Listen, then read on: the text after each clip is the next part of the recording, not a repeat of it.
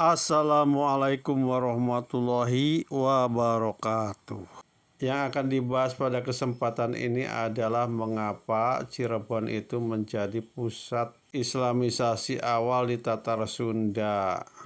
Hal ini ada kaitannya dengan lokasi ibu kota Kerajaan Sunda waktu itu yang berada di Kawali, yang lokasinya ada di Parahyangan Timur atau daerah Kabupaten Ciamis sekarang. Jadi dalam sejarah secara tradisional, ibu kota Kerajaan Sunda klasik itu adalah Pakuan yang berada di daerah Bogor sekarang.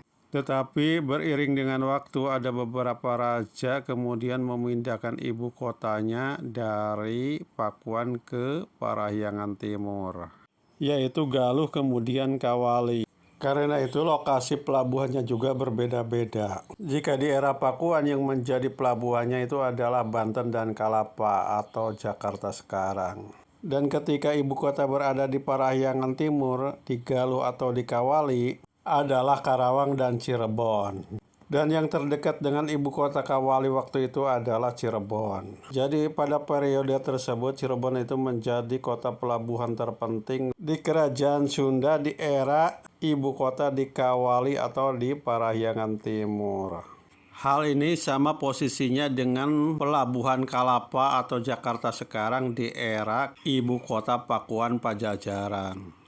Jadi pada awal abad ke-14 Masehi, ada fenomena atau kecenderungan ibu kota dari Kerajaan Sunda klasik itu dipindahkan dari Pakuan ke Parahyangan Timur.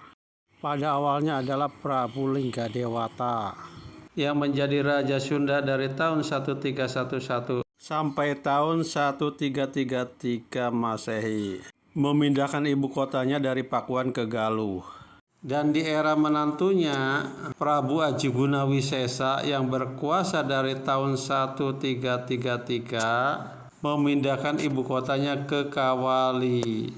Jadi ada kemungkinan ibu kota baru Kawali itu dibangun zaman era Prabu Linggadewata. Dan di era Prabu Aji Gunawisesa, ia kemudian memindahkan ibu kotanya dari Galuh ke Kawali. Jadi sejak tahun 1333 Masehi, Kerajaan Sunda itu memasuki era ibu kota Kawali yang berada di daerah Kabupaten Ciamis sekarang. Setelah ibu kota Kerajaan Sunda pindah dari Parahyangan Barat atau Pakuan ke Parahyangan Timur atau Galuh kemudian Kawali, yang menjadi pertanyaan berikutnya adalah sejak kapan pelabuhan Cirebon atau Muara Jati Cirebon itu dibangun dan pada pemerintahan raja siapa. Dalam sejarah nama Cirebon itu sudah disebut sejak tahun 1269 Saka atau 1347 dan ada yang mengatakan 1348 Masehi. Untuk suatu daerah yang disebut dengan Cirebon Girang. Nama Cirebon Girang sendiri itu digunakan untuk menamakan suatu daerah bekas dari Kerajaan Wanagiri yang awalnya merupakan Kerajaan Indraprahasta di sekitar Cirebon sekarang. Dan dalam naskah Wangsakerta dikatakan bahwa penguasa pertama dari Cirebon Girang adalah Ki Gedeng Kasmaya yang merupakan putra pertama dari penguasa Sunda yang bernama Prabu Suradipati Bunisora.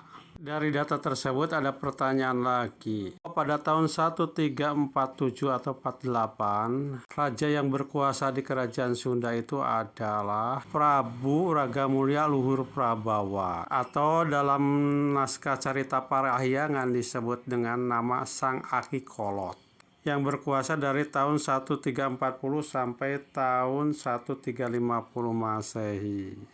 Jadi ada titik terang sebenarnya di sini bahwa pelabuhan Cirebon itu mulai dibangun itu pada tahun 1347 atau tahun 1348 Masehi. Di era penguasa Sunda di Kawali waktu itu adalah Prabu Ragamulya Luhur Prabawa atau Sang Aki Kolot. Mulai selesai di era kekuasaan Raja Prabu Suradipati Bunisora.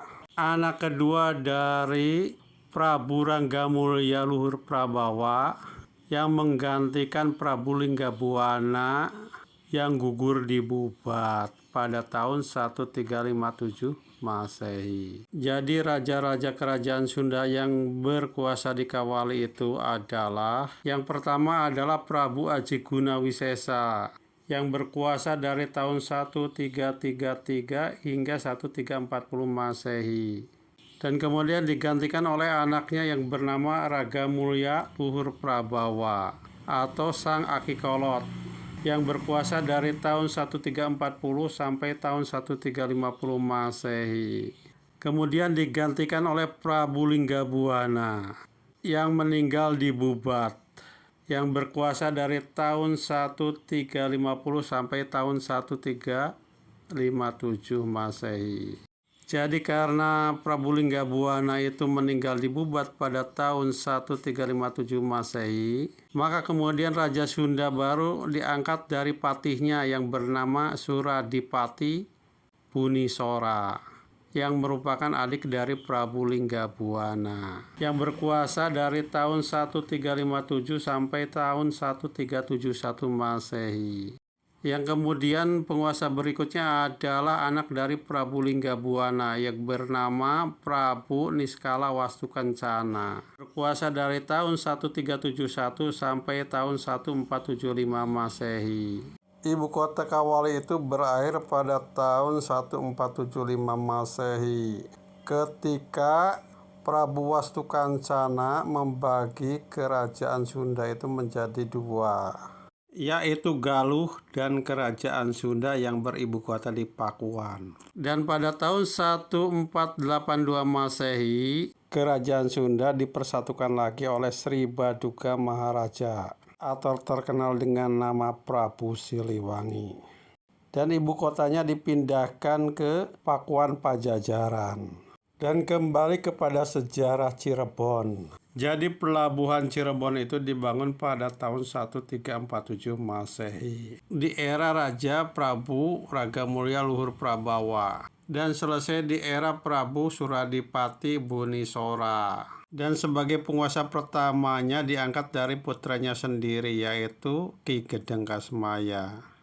Dan Cirebon mulai dikembangkan ke arah hilir oleh anaknya yang bernama Ki Ageng Cirebon Girang, dengan dibantu oleh menantunya Ki Gedeng Alang-alang. Dan sah bandar Cirebon yang terkenal adalah Ki Gedeng Tapa atau Ki Ageng Jumanjati, putra dari Prabu Wastukencana. Pada masa Ki Gedeng Tapa ini, Cirebon berubah menjadi pelabuhan internasional. Pedagang dari berbagai negeri mulai datang ke Cirebon, baik dari pedagang-pedagang Cina maupun pedagang-pedagang Muslim dari berbagai negeri. Dan sejak saat itu mulai ada interaksi antara pedagang-pedagang Muslim dengan pedagang-pedagang pribumi. Sehingga salah seorang bangsawan Sunda yang bernama Bratalagawa kemudian masuk Islam jauh sebelum Sedatu Kahpi datang ke Cirebon dan pernah menunaikan ibadah haji. Karena itu ia disebut dengan Haji Purwa, karena bangsawan Sunda pertama yang naik haji. Pada masa Ki Gedeng Tapa ini juga kedatangan rombongan kapal yang dipimpin oleh Laksamana Cheng Ho dari dinasti Ming, negeri Cina, pada tahun 1405 atau 1406 Masehi. Hal ini bertepatan dengan kedatangan Syekh Datu Kahpi, ulama besar dari Baghdad, yang kemudian menetap di Cirebon. Setelah era Ki Gedeng Tapa, Cirebon kemudian dikembangkan oleh cucunya, yaitu Pangeran Walangsungsang, putra dari Nyi Subanglarang dari suaminya Prabu Siliwangi. Dan Cirebon semakin berkembang ketika dipimpin oleh Syarif Hidayatullah atau Sunan Gunung Jati, yang merupakan keponakan dari Walangsungsang dan cucu dari Prabu Siliwangi atau Sri Baduga Maharaja Prabu Jayadewata. Jadi di zaman Syarif Hidayatullah ini, di samping sebagai pusat dakwah Islam, Cirebon juga menjadi kekuatan politik yang sangat disegani di zamannya. Demikian, Assalamualaikum warahmatullahi wabarakatuh.